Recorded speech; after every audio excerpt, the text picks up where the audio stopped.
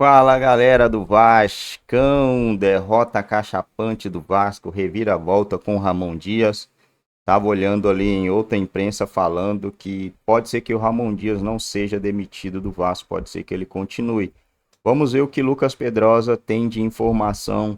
A realidade é que o Vasco mais uma vez iniciou o Campeonato Brasileiro brigando para não ser rebaixado. Vamos ter alguma reviravolta no meio da temporada? Não sei. O Vasco perdeu o jogo mais fácil do Campeonato Brasileiro nas últimas rodadas.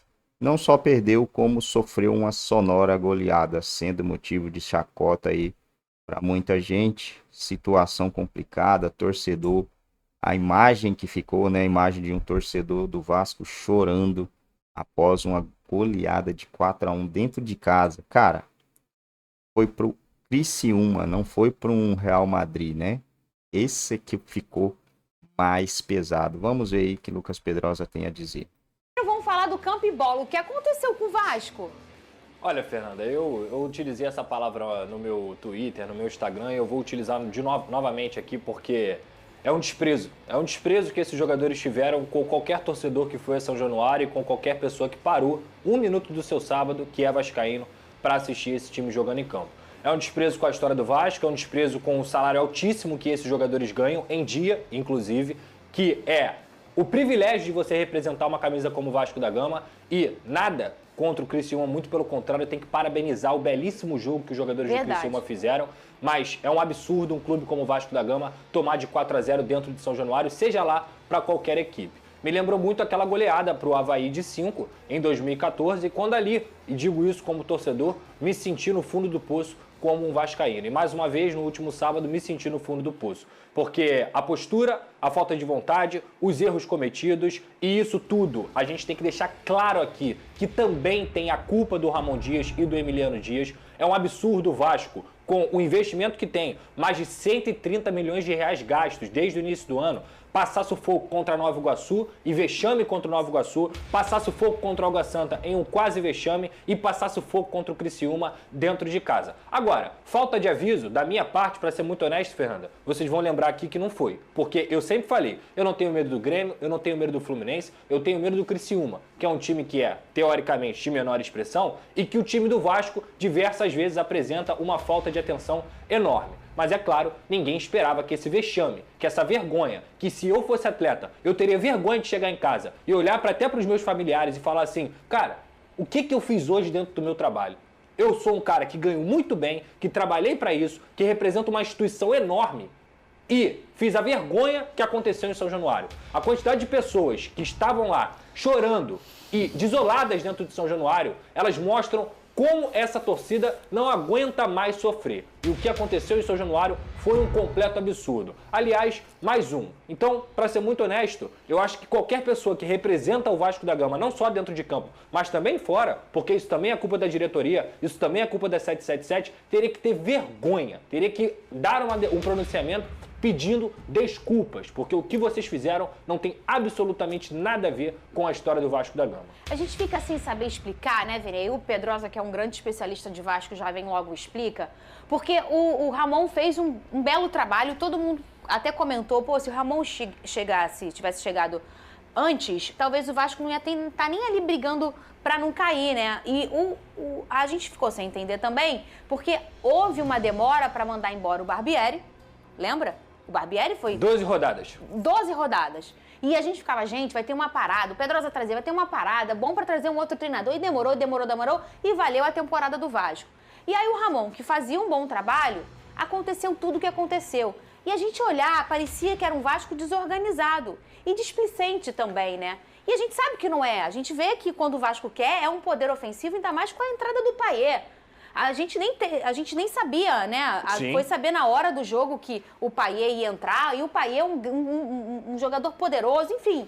Eu fiquei incrédula quando eu vi o 4-0. Eu assisti a partida e fiquei, gente, o que está acontecendo aqui? É óbvio que quando a gente fala de um 4-0 dentro de São Januário é um vexame, não tem como. É para o torcedor, como o Pedrosa mencionou, para o torcedor ficar muito triste pelo que viu no sábado lá dentro de São Januário. A questão do Vasco, na minha opinião, é porque assim, com todo respeito ao elenco do Vasco, Você vai esperar o que desse elenco?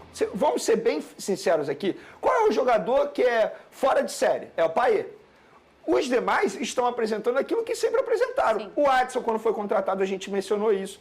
O Hugo Moura, ele vai fazer algumas partidas boas, mas não é jogador para ser titular de um clube que buscou esse atleta e contrata, entre aspas, a peso de ouro, 10 milhões de reais. Aí outro jogador, vamos lá, o David, é um jogador comum, vai fazer outra partida aqui boa, outra normal. O elenco do Vasco é isso. A questão é o seguinte, o técnico Ramon Dias é o culpado? É claro que não é. Ele vai tomar decisões erradas como qualquer outro treinador. Agora, culpar o treinador pelo desempenho do Vasco da Gama, eu acho um pouco demais. A culpa é de quem contratou. E eu brinquei aqui anteriormente, se a gente for parar e analisar no banco de reservas do Vasco contra o Criciúma, 100 milhões de reais. 100 milhões de reais. Os jogadores estão vivendo um mau momento ou o Vasco que investiu mal? Eu fico com a segunda opção. O Vasco investiu mal. Contratou mal, porque não necessariamente aquilo que você investe vai dar certo. Só que se você parar e analisar o investimento que o Vasco fez, na boa, foi muito acima para uns jogadores que teoricamente são comuns. Então, ou o Vasco contrata ou vai ficar nisso aí. Porque dizer que é culpa do treinador, na minha opinião, não é. Mas falta vergonha na cara, Vene. Mesmo com tudo que você falou aí, falta vergonha na cara desses atletas que, repito, recebem em dia e assim... Você pode até não ter um elenco maravilhoso, mas você não tem elenco para tomar 4-0 do Criciúma. Você não tem elenco para ser eliminado do Nova Iguaçu. Você não tem elenco para tomar uma virada do Água Santa. Não pode ser assim, velho. Essa que é a questão. Falta vergonha na cara. O que aconteceu, e a gente tem pouquinho tempo, mas eu quero muito ouvir isso de você, com o Ramon. Porque a primeira informação que a gente viu foi uma coletiva do Ramon e do Emiliano, dizendo que eles foram demitidos pelo Twitter. Vamos lá. E aí, depois, o Vasco emite uma nota oficial dizendo que não. Que eles pediram a demissão. O que aconteceu, Pedrosa? De forma bem resumida aqui, quem quiser ver todos os detalhes do que aconteceu, pode ir lá no meu Twitter, @Pedrosa, que tem uma matéria completa que eu fiz ontem com todos esses bastidores. De forma resumida, acabou o jogo, a torcida do Vasco, aliás, uma pequena parte da torcida do Vasco começou a xingar o Ramon Dias, de todas as formas que você imaginar. Ele, naquele momento, se sentiu muito ofendido, até porque nunca tinha acontecido isso com ele na história dele como treinador e também como jogador, porque foi um grande jogador. E ele se perguntou, o que eu estou fazendo aqui? Se as pessoas acham que eu sou o culpado, que eu tenho culpa em tudo que está acontecendo, por que eu tenho que estar aqui? E outra, não só isso, eles também detectaram que, peraí, o grupo de jogadores treina bem durante a semana, eu me esforço, eu venho aqui todo dia e a gente toma de 4 pro Criciúma, talvez o problema seja eu. Esses caras não estão correndo por mim.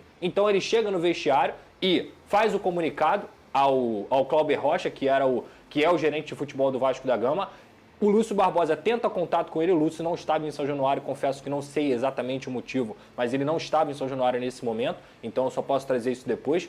Tenta contato com o Emiliano Dias e, repito, isso durou menos de 20 minutos. E naquele momento ali, não há nenhuma resposta do comando técnico. E eles dizem que iriam sair. Só que houve também uma conversa com os jogadores nesse momento.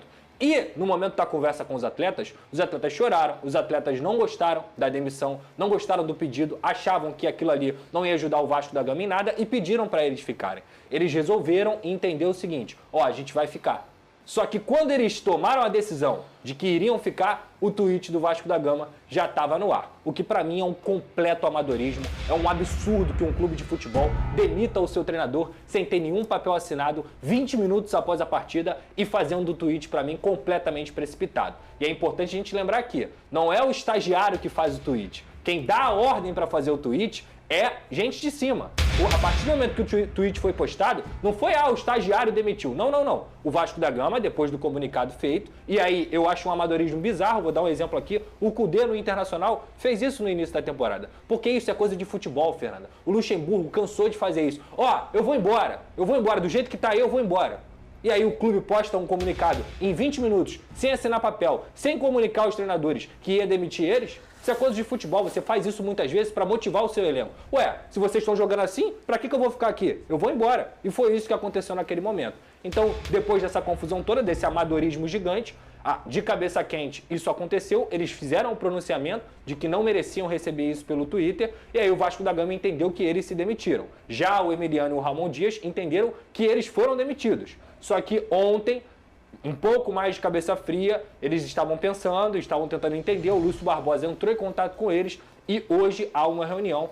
às 14h30 no CT Moacir Barbosa. Então pode ser que eles fiquem, eles não vão embora. E a chance hoje deles ficarem, Fernanda, é o Vasco querer que eles fiquem. Perfeito. Se o Vasco não quiser que eles fiquem, eles vão embora. Mas o fato é que o Emiliano Dias e o Ramon Dias não entendem que esse é um fim decente para a história deles no Vasco da Gama. Eles gostariam de ficar mais um pouco, mas depende do Vasco da Gama. E eu acho difícil que isso aconteça porque, pelo visto, no clube eles não gostaram das atitudes dos treinadores. Hoje é um dia de correria aqui porque a gente tem toda a rodada e muita coisa quente, né? Bom, pessoal, então é isso aí, né?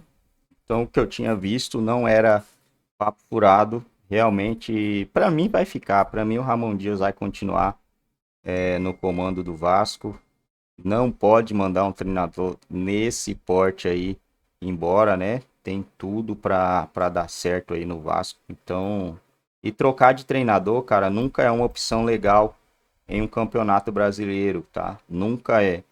Sabendo que o Ramon Dias conseguiu fazer, sabendo que é um treinador bom, não é legal. Acredito que ele vai ficar, tomara que ele fique, tomara que dê tudo certo pro Vasco. E se recupere desse momento, né? Uma fase horrorosa aí. O Vasco vem passando por um momento bem complicado, cara. Não era esperado, né? Mas a gente vê aí. Vamos pegar aí, todo mundo tava iludido, né? Tava todo mundo iludido, gente.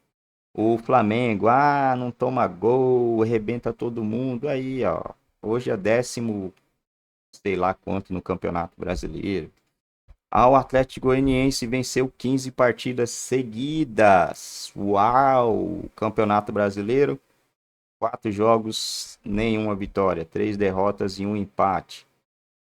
O Palmeiras, não sei o que lá, não sei o que lá. 4 pontos do Campeonato Brasileiro. Qual é o outro time? O Internacional, não sei o que lá, não sei o que lá, né? Deixa eu ver aqui até com que posição que tá esse time do Internacional. Dá até uma olhada já logo aqui no Campeonato Brasileiro. O Inter ainda tem 7 pontos, né? O Inter não tá... Quem tá legalzinho aqui é o Grêmio. Grêmio não. É o Atlético Mineiro. O Botafogo. Botafogo, mais uma vez, cara, é um elefante em cima do muro, né? Isso aqui não será a realidade do Campeonato Brasileiro. Já o elefante cai do muro aqui. Aqui é questão de tempo.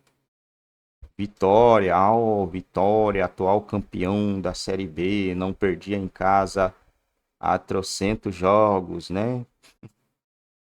Agora o Vitória não ganha em casa no Campeonato Brasileiro. São 3 jogos, 1 empate contra o Bahia, 2 derrotas. Vitória faz próximo jogo. Que dia que é o próximo jogo do Vitória, né? Não. Não é pelo Brasileirão, vai demorar ainda, né? Então, o Campeonato Brasileiro tá do mesmo jeito aí que acabou, né? Do mesmo jeito, o Vasco tem 3 pontos em 4 jogos. São Paulo também, só que São Paulo ainda joga, o Vitória ainda joga, o Cuiabá ainda joga. Então o Vasco pode assumir a lanterna do Campeonato Brasileiro, dependendo do que acontecer nesses jogos aqui, né? Infelizmente, um jogo em casa, onde o Vasco poderia ir a 6 pontos e ficar ali atrás do Flamengo. Se o Vasco vence, poderia ficar ali atrás do Flamengo. É realidade.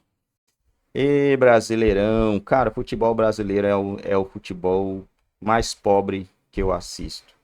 É o futebol mais pobre que eu assisto. Aonde você tem o elenco mais caro que não consegue se performar. Aonde você tem o Vasco também, que é uma SAF que não consegue se performar. É um futebol de jogadores do mesmo nível, né? Time da Série B tem o mesmo nível de times da Série A. É a realidade do futebol brasileiro.